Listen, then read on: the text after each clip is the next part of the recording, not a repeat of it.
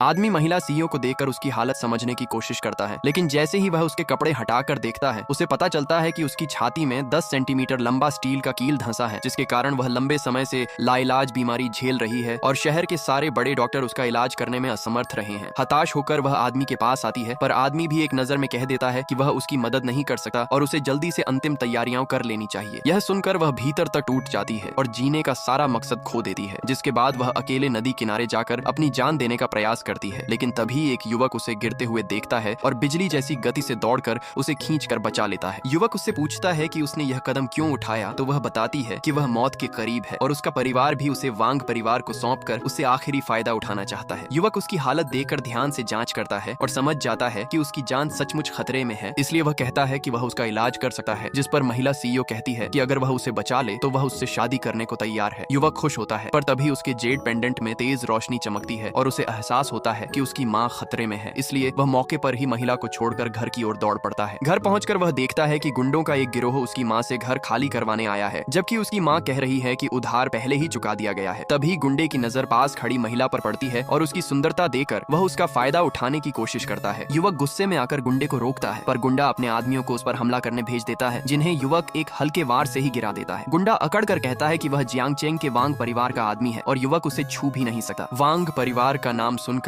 युवक और ज्यादा गुस्सा होता है और बिजली बुलाकर गुंडे को मौके पर ही खत्म कर देता है। ये देखकर महिला समझ जाती है कि युवक कोई साधारण इंसान नहीं है और उसे अपने घर ले जाती है, जहां उसके दादाजी एक नजर में पहचान लेते हैं कि युवक शक्तिशाली साधक है। दादाजी उससे अपनी पोती की बीमारी ठीक करने की विनती करते हैं और आधी संपत्ति भी देने को तैयार हैं, पर युवक धन को तुच्छ मानते हुए इनाम ठुकरा देता है और सिर्फ इलाज करने को राजी हो जाता है। वह बताता है कि महिला पर लगी ये मौत किसी के लगाए गए जनफा के कारण है, जिसका मूल तालाब के पास है। दादाजी समझ जाते हैं कि यह वांग परिवार का काम है और युवक तुरंत कहता है कि 300 मीटर दूर दबाई गई एक लाश को निकालते ही यह जनफा खत्म हो जाएगा। लोग खोते हैं और सच में शव मिलता है, जिससे बीमारी मिट जाती है। दादाजी युवक की ताकत देखकर उसे धन्यवाद देते हैं, पर तभी खबर मिलती है कि महिला की बहन को वांग तियान उठा ले गया है। युवक तुरंत वांग परिवार के घर पहुंचता है, जहां वांग तियान कानून को ठोकर मारते हुए युवक और उसके परिवार को खत्म करने की धमकी देता है। दोनों में भयंकर टकराव होता है। वांग तियान बंदूक निकाल लेता है और पुरानी दुश्मनी दोहराते हुए कहता है कि आज वह उसे खत्म कर देगा, पर युवक प्रतिकार के लिए तैयार खड़ा है और कहानी निर्णायक मोड़ पर पहुंच जाती है।